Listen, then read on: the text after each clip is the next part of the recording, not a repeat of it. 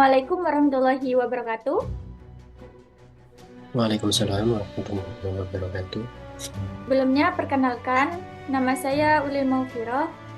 Saya mahasiswa Magister Pendidikan Guru Madrasah Ibtidaiyah di Pasca UIN Maulana Malik Ibrahim Malang. Di sini, saya akan melakukan podcast dengan tema menghadapi tantangan sebagai guru di era digital. Nah, di sini saya sudah bersama dengan narasumber hebat kita pada hari ini. Silakan memperkenalkan diri terlebih dahulu. Oke, perkenalkan nama saya Manaf Nur Faizi, aktivis pengajar di MI Mida Ranupani. Di sini langsung masuki dalam sesi pertanyaan ya, Bapak. Nah, Boleh. boleh nggak sih sekarang tuh kan lagi tren-trennya teknologi, serba teknologi.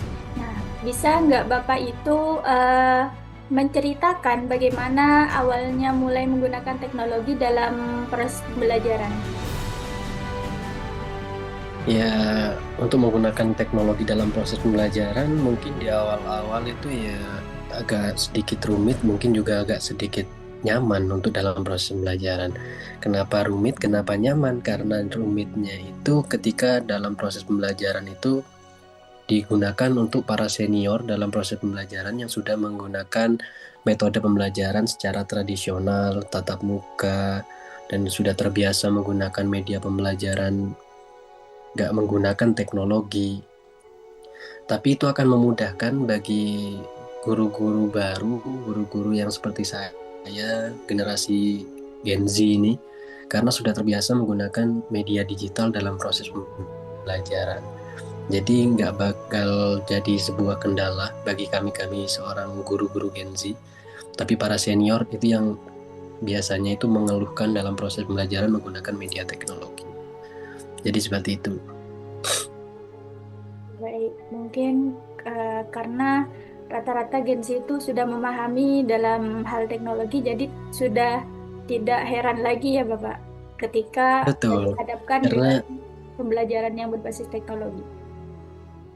karena Gen Z ini sudah menggunakan media teknologi itu sebelum digunakan dalam proses pembelajaran. Sudah terbiasa menggunakan sebuah teknologi. Akan tetapi ya kayak guru-guru senior yang sudah sepuh mungkin itu maka akan keterbatasan dalam menggunakan teknologi dalam media pembelajaran. Jadi seperti itu. Kekurangan dan kelebihannya di situ. Baik Bapak, terima kasih. Dan apakah ada aplikasi atau platform digital yang paling sering Bapak gunakan dalam kegiatan mengajar?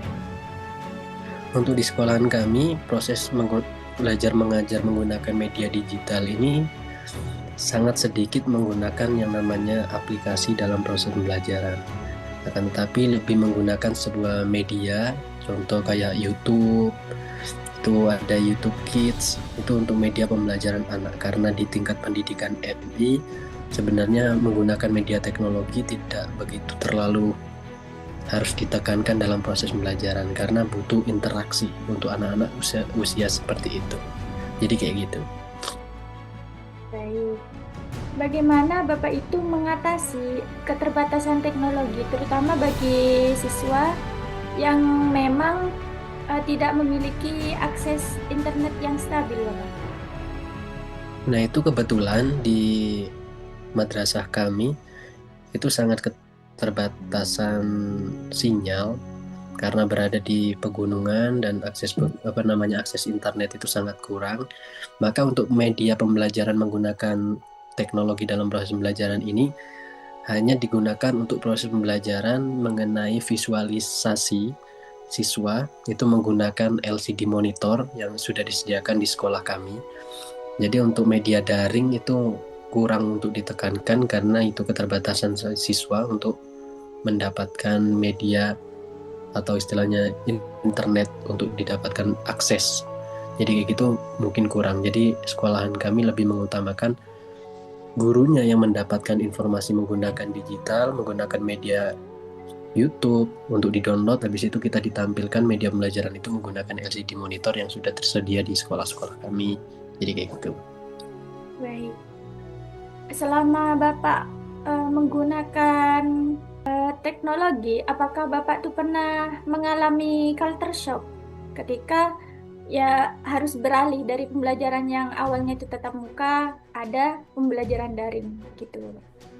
Ya, memang itu terjadi culture shock itu untuk guru-guru senior mungkin ya. Jadi kalau guru-guru Gen Z itu nggak ada culture shock karena sudah terbiasa menggunakan, apalagi dalam proses pembelajaran di kuliah itu juga menggunakan via media teknologi. Jadi nggak bakal culture shock. Tapi untuk guru-guru senior itu yang akan culture shock. Akan tetapi untuk siswa-siswanya itu yang kurang bisa mencerna dalam menggunakan teknologi dalam proses daring itu tadi, kurang efektif. Jadi seperti itu. Dari Bapak. Nah, apakah pelatihan yang diberikan oleh pihak sekolah atau pemerintah sejauh ini membantu dalam proses adaptasi teknologi, Bapak? Sangat membantu sekali. Lalu itu ada juga agenda dari pemerintah, itu yang diadakan oleh Bapak Pengawas PGMI dan juga Ketua PGMI itu biasanya mengadakan sebuah pelatihan setiap 3 bulan sekali, setiap 6 bulan sekali, itu tergantung Bapak Pengawas yang pengen memberikan sebuah arahan dalam proses pembelajaran. Nah itu biasanya dari guru kelas 1, kelas 2 di situ menjadikan satu kelompok untuk proses pembelajaran menggunakan media teknologi. Habis itu kelas 3, kelas 4 dan juga kelas 5, kelas 6. Jadi seorang gurunya itu akan bergantian dalam proses proses itu tadi, pembelajaran seorang guru untuk menerapkan pembelajaran media digital kepada siswa-siswanya. Itu sangat membantu sekali. Dan juga ada aplikasi Si Pintar itu untuk mendapat referensi kita sebagai guru gimana nanti proses pembelajaran yang akan disampaikan kepada siswa-siswa kita. Jadi kayak gitu mungkin. Untuk pelatihan tersebut, apakah dilangsungkan secara serentak dari kelas Itu 1 biasa. sampai kelas 6 itu, Bapak? Atau bergantian dalam setiap harinya? Nah itu nggak bisa ya. Kalau misalkan diadakan itu secara serentak, maka akan sekolah itu akan menjadi libur. Jadi gitu. Maka dari pihak Bapak Pengawas dan juga Ketua PGMI Kabupaten itu biasanya diarahkan kepada Ketua PGMI di kecamatan itu untuk membuat sebuah sistem yang di situ ya bergantian seperti itu. Jadi guru kelas 1, kelas 2, besoknya lagi itu kelas 3, kelas 5 itu bergantian dan itu dijadikan satu biasanya di salah satu MI yang ditunjuk oleh Bapak PGMI di situ. Jadi seperti itu. Nah, itu pelatihan itu secara bergantian dilaksanakan berapa hari berkisaran itu, Bapak?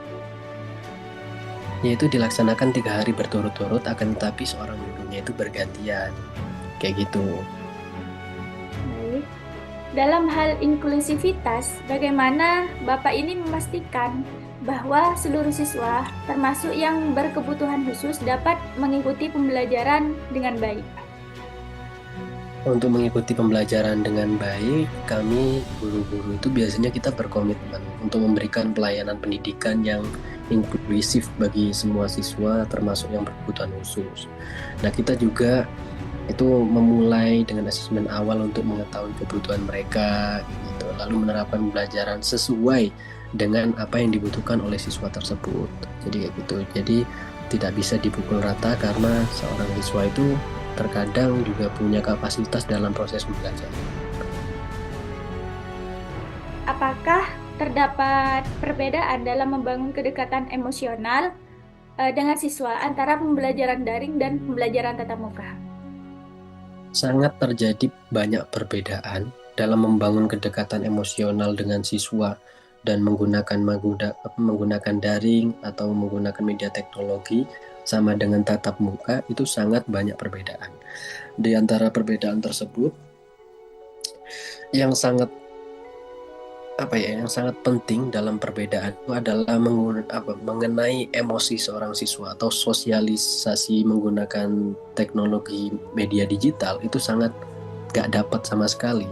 Akan tetapi kalau tidak menggunakan daring atau menggunakan teknologi, menggunakan face to face atau sosialisasi langsung kepada siswa itu lebih mengena dan lebih, karena karena siswa itu di usia seperti itu lebih tepatnya itu meniru, melihat, memahaminya secara langsung.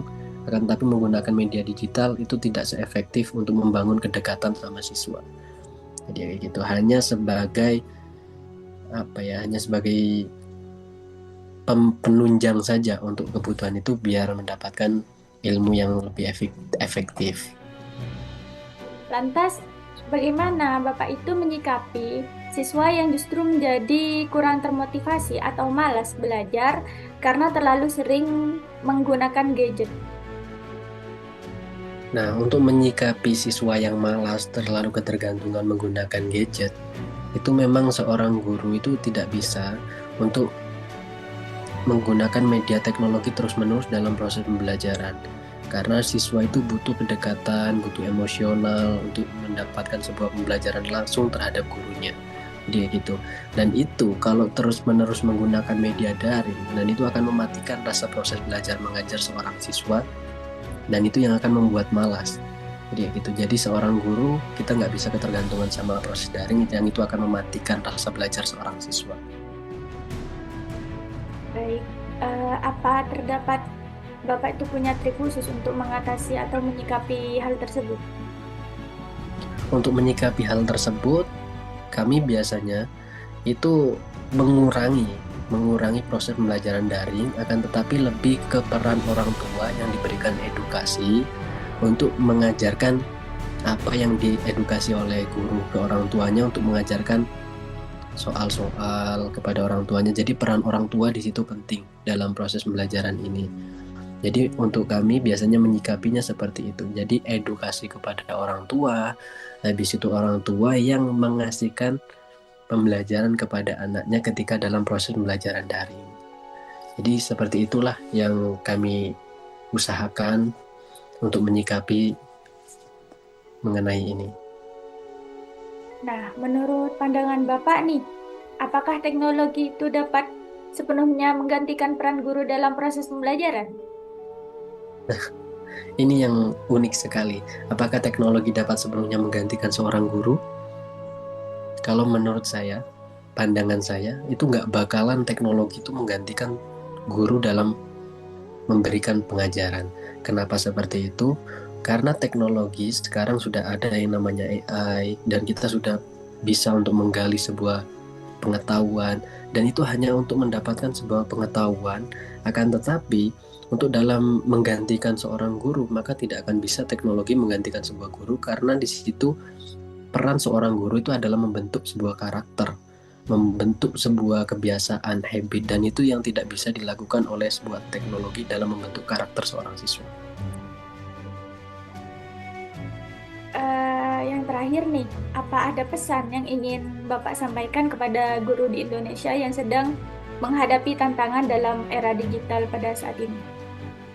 Nah, ini memang menjadi pesan dan juga pesan buat saya sendiri terutama untuk menghadapi tantangan era digital ini. Sekarang para guru-guru itu terkendala sama siswa-siswa yang sudah melonjak, ya gitu, tentang karakternya yang sudah mulai berani terhadap gurunya, seperti itu.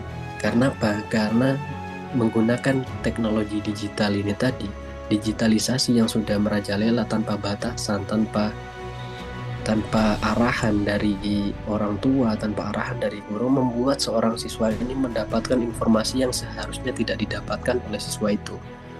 Nah, ini tantangan yang sangat besar bagi di Indonesia ini. Akan tetapi kita mengacar kepada KTSP 2020-2006 dulu, dan di situ proses pengajaran tanpa menggunakan media digital itu sangat efektif dalam membentuk karakter seorang siswa.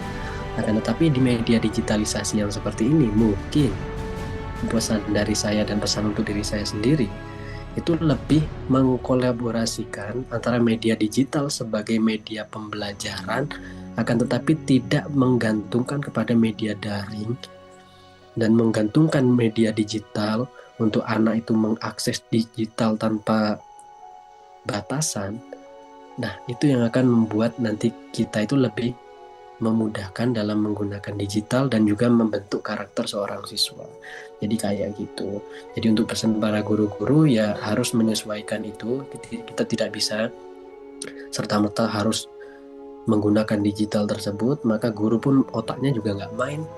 Muridnya pun otaknya otak instan. Jadi nggak begitu bagus untuk masa depan seorang siswa ini nantinya. Baik, terima kasih Bapak Manaf atas waktunya dan atas penjelasan yang dari awal sampai akhir. Perbincangan kali ini sangat menarik ya. Dari penjelasan tadi, saya mengambil benang merah bahwasannya menghadapi era digital sebagai guru memang penuh tantangan. Dari teknologi yang terus berubah, keterbatasan akses, hingga menjaga koneksi emosional dengan siswa. Tetapi, seperti kata Bapak Manaf tadi, guru tetap tak tergantikan, bahkan oleh teknologi secanggih apapun itu.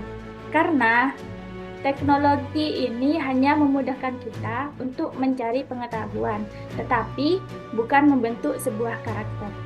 Mungkin sampai di sini percakapan kita hari ini. Sekian, terima kasih. Assalamualaikum warahmatullahi wabarakatuh. Waalaikumsalam warahmatullahi wabarakatuh.